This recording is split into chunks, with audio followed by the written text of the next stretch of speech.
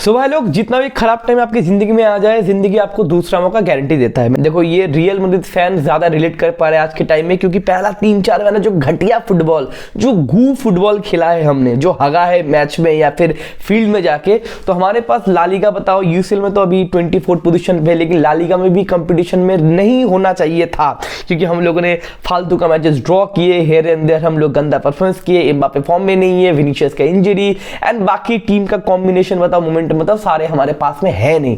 लेकिन जिंदगी हमें दूसरा मौका दिया है, क्योंकि पिछले 3-4 महीनों में बार्सिलोना क्लियर फेवरेट दिख रहा था। बहुत सारे फैन सोच रहे थे कि क्लियर कट बार्सिलोना एक तरफा ला लीगा लेके चला जाएगा, और खेल भी ऐसे रहते 10 मैच में कितना 38-40 गोल, भाई 5 गोल मार रहे, 7 गोल मार रहे, किसको पेल रहे, इसको पेल रहे, मतलब आग उगल रहे थे हर एक मैचेस में।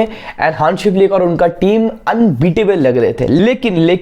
लेकिन अभी टाइम चेंज हुआ है मेरे भाई। ला लीगा में पिछले 3 मैचेस में 9 पॉइंट्स के अंदर बार्सा ने सिर्फ हासिल किया है 1 point with 2 loss and 1 draw. और ऐसा टीम के साथ नहीं कि बड़े टीम के साथ भाई बार्सिलोना स्ट्रगल करे, ऐसा नहीं मेरे भाई। लास पाल्मास बताओ, सेल्टा विगो बताओ, ये सारे टीम के साथ बार्सिलोना क्रम्बल कर रहे हैं और 8 पॉइंट्स छोड़ के आए। इस तरीके से मौका मिलता है रियल मैड्रिड को कि आने वाले 2 मैचेस अगर रियल मैड्रिड जीत जाते तो 2 पॉइंट्स का लीड ले सकते ला लीगा के टेबल में, या फिर हम लोग अगर एक ड्रॉ या फिर एक मैच जीत जाए तो भी बार्सिलोना से मैच कर सकते हैं। इसका मतलब क्या है? इसका मतलब ये रेस भैया बहुत लंबा चलेगा रे। तो इसमें मोरल ऑफ द स्टोरी क्या है? देखो 2 चीज मोरल ऑफ द स्टोरी है। पहला चीज है, जितने सारे यंग फैंस है इनको ये चीज सीखना पड़ेगा कि अक्टूबर नवंबर में ना कोई लीग खत्म नहीं होता मेरे भाई।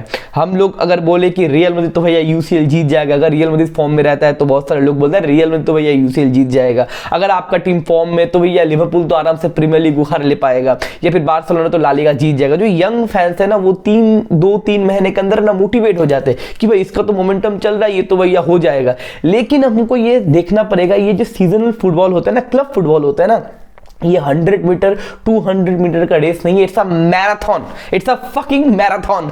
10 महीना आपको अच्छा खेलना पड़ेगा, सेम मोमेंटम से खेलना पड़ेगा, विदाउट इंजरी खेलना पड़ेगा, विदाउट कॉन्फिडेंस ब्रेकिंग खेलना पड़ेगा, क्योंकि अप एंड डाउन गारंटी आएंगे। कोई भी टीम अनबीटेबल नहीं है, कोई भी टीम ऐसा नहीं है कि हरा ही नहीं सकते। तो ऐसा अगर होता मेरे भाई तो मैनचेस्टर सिटी पिछले 10 सीजन में 8-9 यूसीएल जीत जाता भाई। पेप गार्डियोला, मैनचेस्टर सिटी का एरा 1 यूसीएल जीता है, करेक्ट, 1 यूसीएल। मतलब रियल मैड्रिड का भी ऐसा एक दौर था कि भाई 10-12 साल में एक भी यूसीएल नहीं जीता है।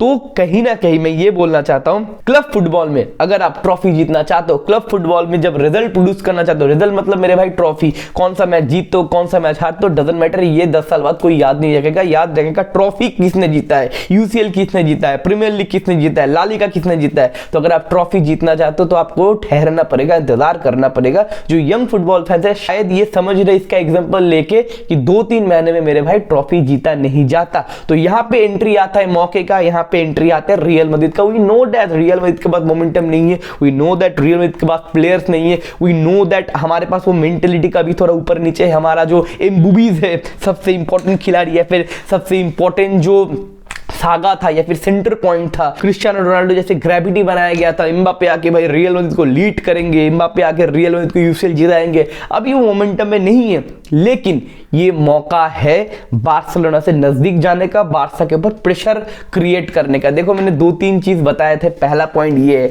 कि मैंने 1 महीना पहले एक वीडियो बनाया था कि कैसे आप बार्सा को बीट कर सकते हो, या फिर बार्सा के ऊपर क्या क्या चीज आने वाले 4-5 महीने के ऊपर आप देखोगे। पहला चीज मैंने बताया था कि पहला 3 महीना बार्सिलोना के ऊपर एक्सपेक्टेशन नहीं था।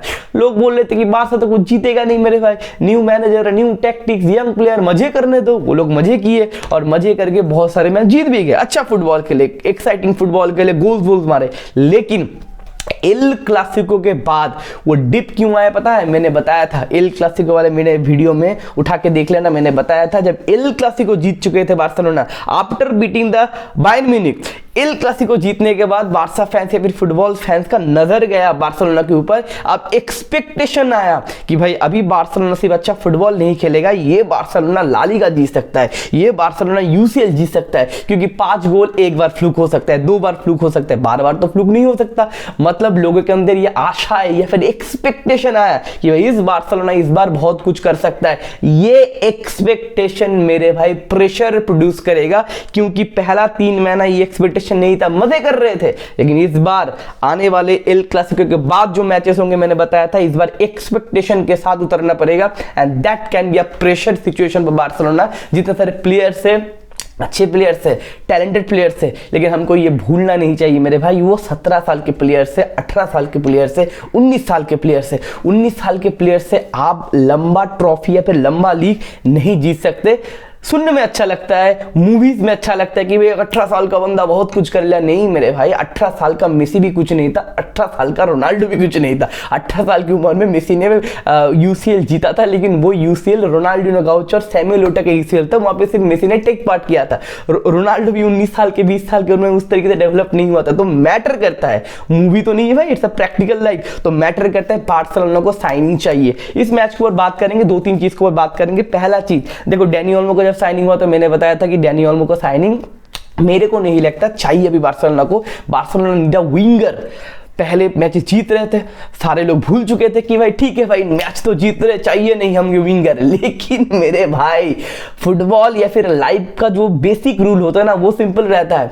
वो आप एक पैचेस होता है, ठीक है आप जीत रहे हो, मोमेंटम में हो, जब हम जीतते या फिर जब हम पैसा कमाते तब हम इधर उधर देखते नहीं है, फिर हमारा जो खामियां है वो छुप जाता है। लेकिन अभी के टाइम में जब प्रेशर सिचुएशन आ रहा है, हम लोग जान रहे हैं कि बार्सिलोना के पास विंगर नहीं है। हांसी फ्लिक का सिस्टम का जो इंपॉर्टेंट पार्ट है winger, he needs wide winger. वो प्रॉब्लम सिर्फ रफीना सॉल्व कर रहा है और Yamal here and there solve करने की कोशिश कर रहे हैं। लेकिन एक 17 साल के और 18 साल के बंदे को अब उतना पुश नहीं कर सकते। लेकिन एक बार अगर एक 18 साल के यमाल जो 1 बिलियन रिलीज क्लॉज है, जिसके पास बार्सिलोना को सुपरस्टार माना जा रहा है, एक इंजरी एवे होता है ये सारे प्लेयर्स का करियर खत्म होने में। इसका प्राइम एग्जांपल बार्सिलोना ने दे चुका है, अंशु फाती। तो यमाल को प्रोटेक्ट भी करना पड़ेगा, यमाल को रोटेट भी करना पड़ेगा, ये हांसी फ्लिक को पता है, सारे लोगों को पता है। तो एक 17 साल के 18 साल के बंदे को आप पुश नहीं कर सकते, और वो बंदा हर एक मैच में वर्ल्ड क्लास परफॉर्मेंस दे, ये भी तो हो नहीं सकता। कल के मैच में तो बंदा खेला 45 मिनट्स तक, लेकिन यमाल को अच्छी तरीके से न्यूट्रलाइज करने में सफल हुए लास पाल्मास। तो पहला पॉइंट ये कि भाई Hansi Flick really need some signings, एक वाइड विंगर। दूसरा चीज क्या है? दूसरा चीज मेरे को समझ में आया कि बार्सा के पास भैया नंबर 6 नहीं है। मार्क बर्नल कुछ नंबर 6 का रोल प्ले किया, उसके बाद कसाडो ने प्ले किया, लेकिन कल खिलाया गया पेड्री और गाभी को। कल का मैच देखे तो क्लियर कट हो चुका है मेरे भाई, गाभी और पेड्री इकट्ठे नहीं खेल सकते। गाभी के पास वो कंपोजर नहीं है, Gavi is not your out and out defence midfielder. Gavi energy provide करेगा, गाभी वर्क रेट प्रोवाइड करेगा, गाभी प्रेस करेगा, गाभी वो हलचल मचाएगा मिडफील्ड में, लेकिन वो कंपोजर डिफेंसिव लाइन का जो कंट्रोल है, टेम्पो कंट्रोलर, वो गाभी नहीं कर सकता मेरे भाई। यू नीड कसाडो उस जगह पे। तो कहीं ना कहीं कसाडो कल नहीं था, मिडफील्ड का बैटल या फिर मिडफील्ड का कंट्रोल बार्सा के पास नहीं था। तीसरा पॉइंट देखो, लेवेंडोव्स्की तो गोल स्कोर कर रहा है, बढ़िया चीज है। लेवेंडोव्स्की हियर एंड देयर बताओ 2-3 गोल स्कोर कर रहा है, बंदा एक दूसरे से ऊपर परफॉर्म कर रहा है, लेकिन ये हर एक दिन नहीं होगा मेरे भाई, क्योंकि at the end of the day आपको ये समझना पड़ेगा, he is 36 right now. Lewandowski अपने प्राइम में है नहीं। मतलब क्या है प्राइम? मतलब क्या है कि हर एक थ्रू आउट द सीजन आपको परफॉर्मेंस देगा, लेकिन लेवेंडोव्स्की ये परफॉर्मेंस रेगुलर नहीं दे सकता। लेकिन अभी बार्सा के पास लेवेंडोव्स्की के अलावा नंबर 9 या फिर जो पूचर रोल है, जो गोल स्कोर करने का चीज है, वो बार्सा के पास नहीं है। तो ये जो खामियां हैं अभी धीरे धीरे बाहर आ रहा है। अब प्रॉब्लम क्या है, दिसंबर महीने में सबसे ज्यादा फुटबॉल खेला जाता है। अगर दिसंबर महीना बोलो तो it's the best month of the football fans. तो यहाँ पे आपको बड़े बड़े मैचेस खेलने पड़ेंगे। कोपा डेल रे का मैच स्टार्ट होगा, ला लीगा का मैच तो होगा, अटलांटा के साथ खेलना है, बोरुसिया डॉर्टमुंड के साथ एवे खेलना है। तो ये सारे मैचेस में प्रेशर में और भी ज्यादा अगर क्रम्बल होता है तो मोमेंटम, कॉन्फिडेंस, पॉजिटिव वाइब ये अगर खत्म हो जाता है तो बार्सा का सीजन ऐसे क्रम्बल हो सकता है। लेकिन हांसी फ्लिक एक बड़ा मैनेजर है, कमबैक ऑब्वियसली करवा सकता है। मेंटलिटी बताओ, मोमेंटम बताओ, पॉजिटिव वाइब बताओ, ये हांसी फ्लिक जर्मन जो ब्लड है ये बंदा पुश करेगा। लेकिन किस तरीके से कमबैक करवाएगा ये भी देखना है। बहुत सारे लोग वापस भी आएंगे, क्रिस्टियनसन बताओ, अराहो बताओ, उसके बाद अब डैनी ओल्मो बताओ, ये सारे लोग वापस भी आएंगे। एक और मैं नेगेटिव पॉइंट बोलना चाहता हूं, देयर इज कुंडे। तो कुंडे का राइट हैंड साइड का जो काम है वो भाई 3-4 मैचेस में बहुत बंदा क्रम्बल किया।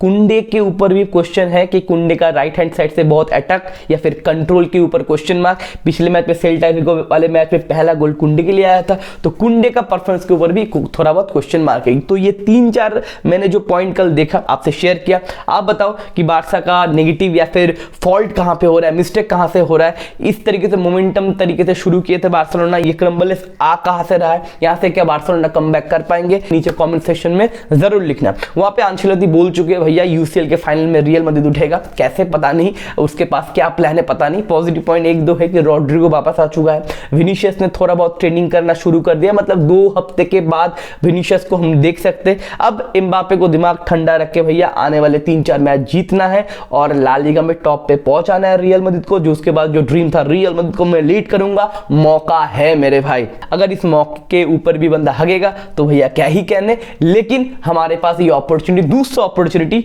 आया है टीम के पास मोमेंटम या फिर कॉन्फिडेंस बिल्डअप करने के लिए। तो आने वाले मैचेस में हम लोग देखना पड़ेगा, आज रात को वाचोलिंग भी करेंगे, जुड़ना मत भूलिएगा। और मिड वीक में भी ला लीगा का मैचेस है, तो बहुत सारे मैचेस है मेरे भाई।